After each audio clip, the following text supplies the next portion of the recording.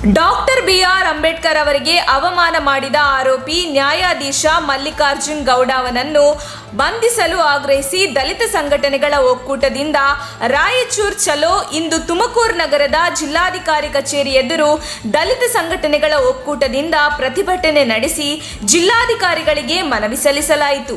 ನಂತರ ಮಾತನಾಡಿದ ದಲಿತ ಸಂಘಟನೆಯ ಒಕ್ಕೂಟದ ಮುಖಂಡರುಗಳು, ನಾವು ರಾಯಚೂರು ತಲುಪುವುದರೊಳಗೆ ಜಿಲ್ಲಾ ನ್ಯಾಯಾಧೀಶ ಮಲ್ಲಿಕಾರ್ಜುನ ಗೌಡನನ್ನು ಸೇವೆಯಿಂದ ಅಮಾನತು ಮಾಡಿ ಇವರ ಮೇಲೆ ಕಾನೂನು ಕ್ರಮ ಕೈಗೊಳ್ಳಬೇಕು, ಇಲ್ಲದಿದ್ದರೆ ಮುಂದಿನ ದಿನಗಳಲ್ಲಿ ರಾಜ್ಯವ್ಯಾಪ್ತಿ ಉಗ್ರ ಪ್ರತಿಭಟನೆ ಮಾಡುತ್ತೇವೆ ಎಂದು ಹೇಳಿದರು.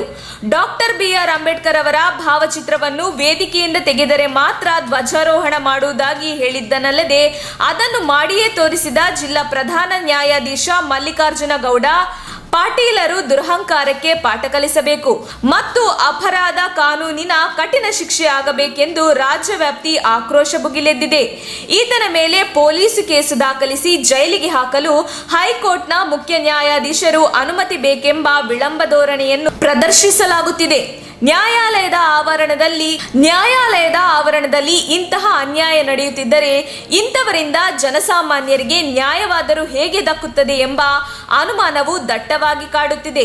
ಎಲ್ಲ ಸರ್ಕಾರಿ ಇಲಾಖೆಗಳಲ್ಲಿ ಮತ್ತು ಕೋರ್ಟ್ಗಳಲ್ಲಿ ಸಂವಿಧಾನ ಶಿಲ್ಪಿಯ ಭಾವಚಿತ್ರ ಇರಬೇಕೆಂಬ ಸರ್ಕಾರಿ ಆದೇಶವಿದ್ದರೂ ನ್ಯಾಯಾಧೀಶರಾಗಿರುವುದರಿಂದ ಮಲ್ಲಿಕಾರ್ಜುನ ಗೌಡ ಪಾಟೀಲ ಇಂತಹ ಕೃತ್ಯವನ್ನು ಎಸಗಿದ್ದಾನೆ. ಎಲ್ಲ ಕೋರ್ಟ್ಗಳಲ್ಲಿ ಬಾಬಾ ಸಾಹೇಬ್ ಡಾಕ್ಟರ್ ಬಿಆರ್ ಅಂಬೇಡ್ಕರ್ ಭಾವಚಿತ್ರ ಪ್ರದರ್ಶನವಾಗಬೇಕು. ಅಯೋಗ್ಯ ಮತ್ತು ಅನ್ಯಾಯ ನ್ಯಾಯಾಧೀಶ ಮಲ್ಲಿಕಾರ್ಜುನ್ ಗೌಡ ಪಾಟೀಲ್ ಅವನನ್ನು ಬಂಧಿಸಿ ಜೈಲಿಗೆ ಹಾಕಬೇಕೆಂದು ಆಗ್ರಹಿಸಿ ಬೀದಿಗಿಳಿದು ಪ್ರತಿಭಟನೆಗಳನ್ನು ನಡೆಸುತ್ತಿದ್ದೇವೆ. ಕಾನೂನು ನ್ಯಾಯದ ರಕ್ಷಣೆಗಾಗಿ ಹೋರಾಟಕ್ಕೆ ನಾಗರಿಕ ಬಂಧುಗಳು ಸಹಕರಿಸಬೇಕೆಂದು ಮನವಿ ಮಾಡಿದರು. ಈ ಸಂದರ್ಭದಲ್ಲಿ ಹಲವಾರು ಸಂಘಟನೆಯ ಮುಖಂಡರುಗಳು ಉಪಸ್ಥಿತರಿದ್ದರು. ಚಲೋ ರಾಯಚೂರು ಕಾರ್ಯಕ್ರಮದ ಭಾಗವಾಗಿ ಇವತ್ತೇ ನಮ್ಮ ತುಮಕೂರು ಜಿಲ್ಲೆಗೆ ರಥಯಾತ್ರೆ ಇವತ್ತಿನ ಬಂದಿದೆ. ಡಾಕ್ಟರ್ ವೆಂಕಟರಾಮಣ್ಣವರ ನೇತೃತ್ವದಲ್ಲಿ ರಾಯಚೂರಿಗೆ ಹೋಗೋಕ್ಕಿಂತ ಮೊದಲೇ ಸರ್ಕಾರ ಎಚ್ಚೆತ್ತುಕೊಂಡು ತೀರ್ಮಾನ ತಗೋಬೇಕು. ರಾಜ್ಯಾದ್ಯಂತ ಕುಗ್ಲಿದ್ದಿದ್ರು ಕೂಡ ಯಾವುದೋ ಕಾರಣಗಳಿಗಾಗಿ 2 ವರ್ಷದಿಂದ ಪೆಂಡಿಂಗ್ ಇಟ್ಟಿರೋ ಫೈಲು ಉಚ್ಚ ನ್ಯಾಯಾಲಯ ತೀರ್ಮಾನ ತಗೊಂಡು ಎಲ್ಲ ಗಣರಾಜ್ಯೋತ್ಸವ, ಸ್ವಾತಂತ್ರ್ಯ ದಿನಾಚರಣೆ ಕಾರ್ಯಕ್ರಮಗಳಲ್ಲಿ ಡಾಕ್ಟರ್ ಬಿಆರ್ ಅಂಬೇಡ್ಕರ್ ಭಾವಚಿತ್ರ ಇರಲೇಬೇಕು ಅಂತ ಮೊನ್ನೆ 2 ವರ್ಷ ಯಾಕೆ ಪೆಂಡಿಂಗ್ ಇತ್ತು ಅನ್ನೋದು ಕೂಡ ನಮ್ಮ ದಲಿತರ ಮನಸ್ಸುಗಳಿಗೆ ನೋವೇ ಆಯಿತು. ಅದೇ ರೀತಿಯಲ್ಲಿ ಮಲ್ಲಿಕಾರ್ಜುನ ಇದಾರಲ್ಲ, ಯಾವುದೇ ರೀತಿ ಗೌರವ ಇಲ್ಲ.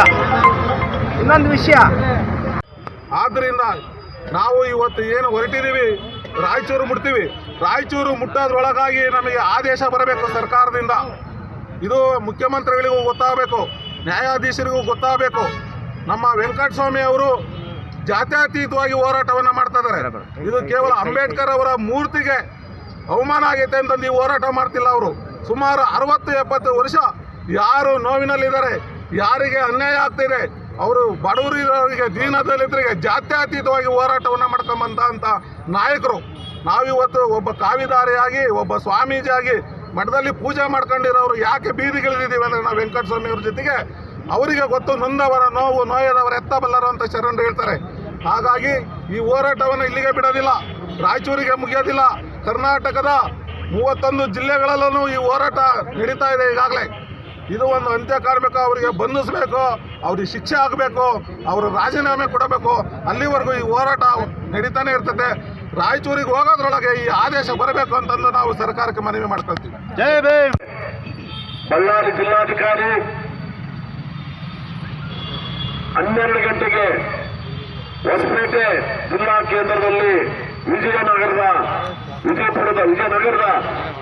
ಜಿಲ್ಲಾಧಿಕಾರಿಗೆ ಮನವಿ ಪತ್ರ, ಅಲ್ಲಿಂದ ಹಾಗೆ 1 ಗಂಟೆಗೆ ಕೊಪ್ಪಳ ಜಿಲ್ಲಾಧಿಕಾರಿ, 2:30 ಗಂಟೆಗೆ ನಾವು ರಾಯಚೂರನ್ನು ತಲುಪಿ ಅಲ್ಲಿ ಧರಣಿ ನಿರತ ದಲಿತ ಸಂಘಟನೆಗಳ ಮುಖಂಡರ ಜೊತೆಗೆ ಒಟ್ಟಿಗೆ ನಾವು ಪ್ರತಿಭಟನಾ ಮೆರವಣಿಗೆ ಮಾಡಿ ಜಿಲ್ಲಾಧಿಕಾರಿಗೆ ಮತ್ತು ಎಸ್ಪಿಗೆ ಒಂದು ಮಾತನ್ನು ಈ ಸಂದರ್ಭದಲ್ಲಿ ಹೇಳಕ್ಕೆ ಇಷ್ಟಪಡ್ತೀನಿ. ಆರೋಪಿ ಸ್ಥಾನದಲ್ಲಿರ್ತಕ್ಕಂಥ ಮಲ್ಲಿಕಾರ್ಜುನ ನಿನ್ನ ಗೌಡಿಕೆ ನ್ಯಾಯಸ್ಥಾನದಲ್ಲಿ ನಡೆಸಲಿ, ಆದ್ರೆ ಹೊರಗಡೆ ನಡೆಸಬಾರ್ದು. ಸದರ್ ಬಜಾರ್ ಪೊಲೀಸ್ ಠಾಣೆಯಲ್ಲಿ ದೂರು ದಾಖಲಾಗಿದೆ, ಎಫ್ಐಆರ್ ಆಗಿಲ್ಲ.